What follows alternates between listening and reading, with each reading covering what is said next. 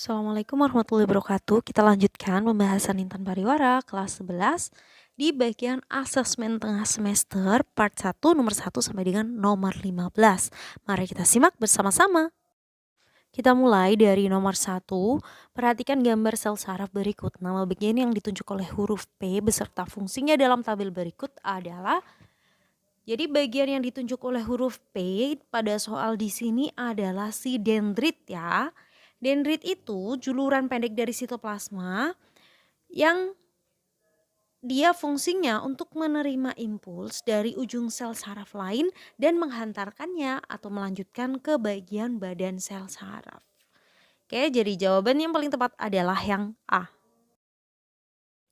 Nomor 2, pada saat mengerjakan ulangan matematika, Ridwan memikirkan cara untuk menjawab soal.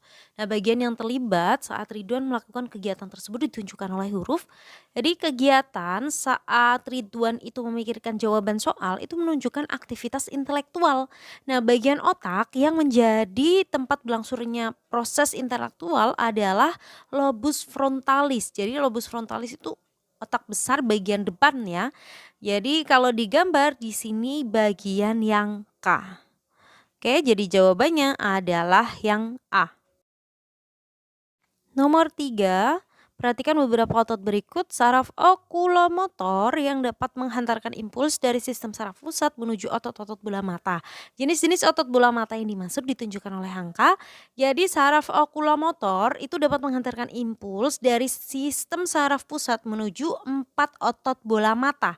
Yang pertama ada otot rectus superior, kemudian ada otot rectus medial, otot rectus inferior, dan juga otot oblikus inferior. Selain itu juga di kelopak mata dan juga otot siliaris mata, ada juga si otot sphincter pupil. Jadi jawabannya di sini adalah yang B. Nomor 4, perhatikan gambar berikut. Proses berlangsungnya pada bagian yang ditunjuk oleh huruf X adalah, jadi bagian yang ditunjuk oleh huruf X pada soal ini adalah neuron motorik. Nah, neuron motorik ini berfungsi untuk mengantarkan impuls dari sistem saraf pusat menuju ke efektor. Jadi berdasarkan gambar, sistem saraf pusatnya itu merupakan sumsum tulang belakang ya. Di sini berarti di sini gerak si refleks ini. Oke, jadi jawabannya adalah yang E.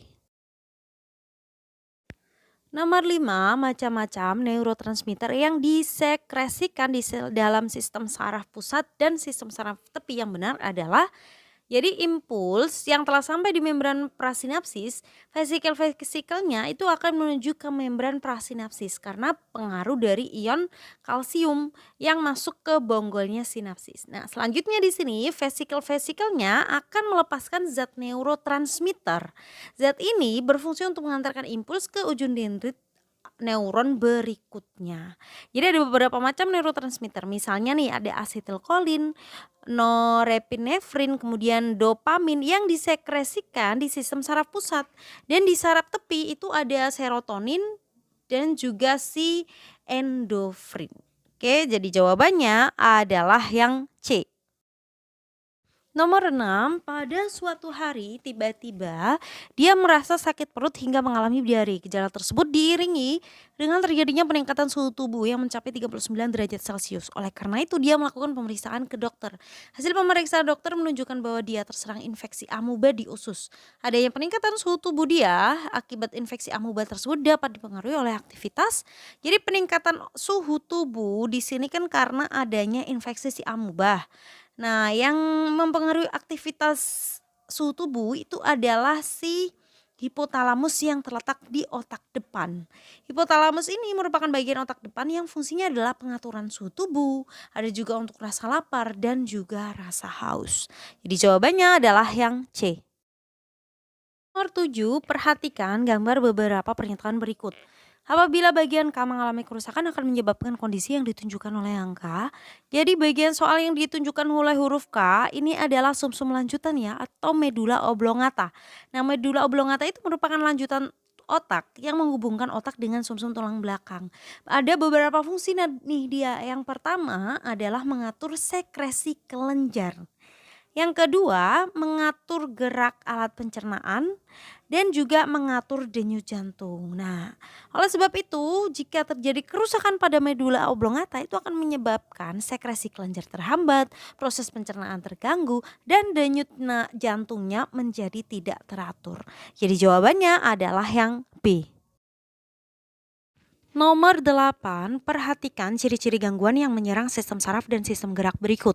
Berdasarkan ciri-cirinya, gangguan yang dimaksud adalah di sini ciri-cirinya terjadi gangguan dopamin di otak, neuron mengalami degenerasi,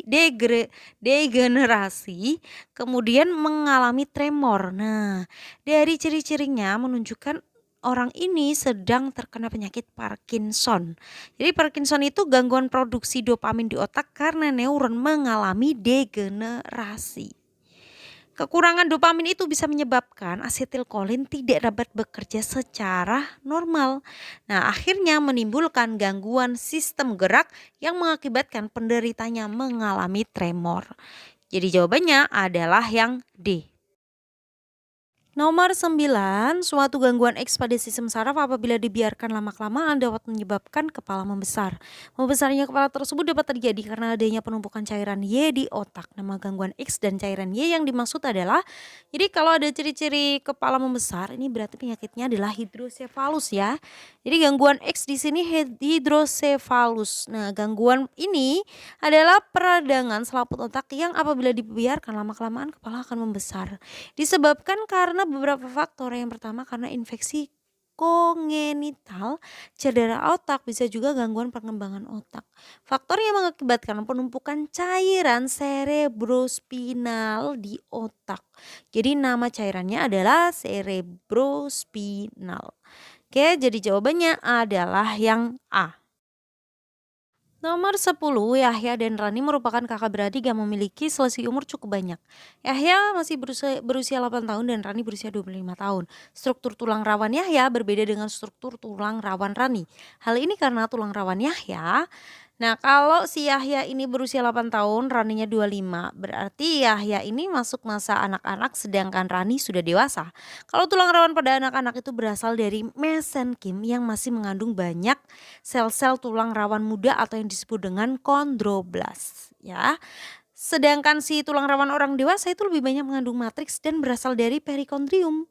Jadinya beda. Oke, maka jawabannya adalah yang A. Nomor 11, perhatikan gambar di samping. Pada bagian tulang P, terdapat rongga yang berisi sumsum tulang. Rongga tersebut dapat terbentuk karena, jadi bagian yang ditunjuk oleh huruf P adalah tulang hasta ya, yang ada di tangan. Nah, tulang hasta ini termasuk ke dalam tulang pipa yang proses pembentukannya diawali dengan adanya osteoblast yang membentuk osteosit. Osteosit tersebut akan mensekresikan zat protein yang akan menjadi matriks tulang. Selanjutnya osteosit akan mendapatkan tambahan senyawa kalsium dan fosfat yang akan membuat tulang menjadi lebih keras. Nah, selama proses tersebut, bagian di antara epifis dan diafisis akan membentuk cakra epifis. Nah, bagian cakra epifisnya akan terus mengalami penulangan yang mengakibatkan tulang memanjang.